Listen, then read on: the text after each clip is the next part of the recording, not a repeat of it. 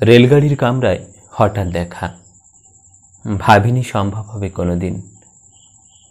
আগে ওকে বারবার দেখেছি লাল রঙের শাড়িতে, ডালিম ফুলের মতো রাঙা।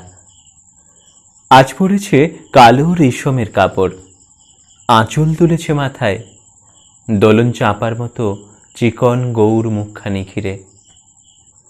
মনে হলো কালো রঙে একটা গভীর দূরত্ব ঘনিয়ে নিয়েছে নিজের চারদিকে, যে দূরত্ব সর্ষে ক্ষেতের শেষ সীমানায় শালবনের নীলাঞ্জনে। থমকে গেল আমার সমস্ত মনটা। চেনা লোককে দেখলেম অচেনার গাম্ভীর্যে। হঠাৎ খবরের কাগজ ফেলে দিয়ে আমাকে করলে নমস্কার। সমাজবিধির পথ গেল খুলে, আলাপ করলাম শুরু। কেমন আছো, কেমন চলছে সংসার ইত্যাদি। সে রইল জানালার বাইরের দিকে চেয়ে, যেন কাছের দিনের ছোঁয়াচ পার হওয়া চাহনিতে।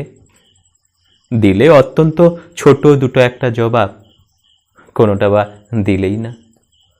বুঝিয়ে দিলে হাতের অস্থিরতায়। কেন এসব কথা?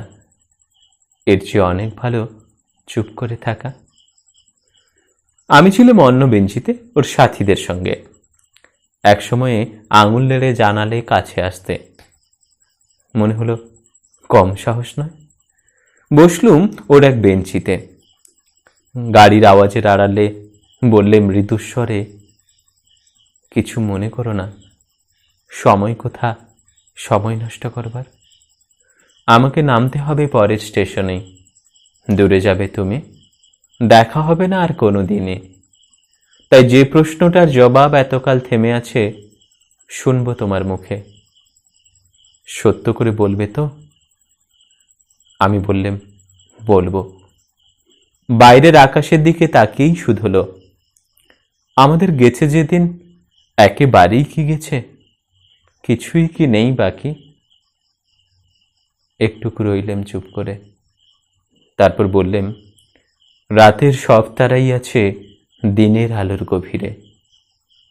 খটকা লাগলো, কি জানি বানি বললেন নাকি। ও বললে, থাক এখন যাও ওদিকে। সবাই নেমে গেল পরের স্টেশনে। আমি চললাম একা।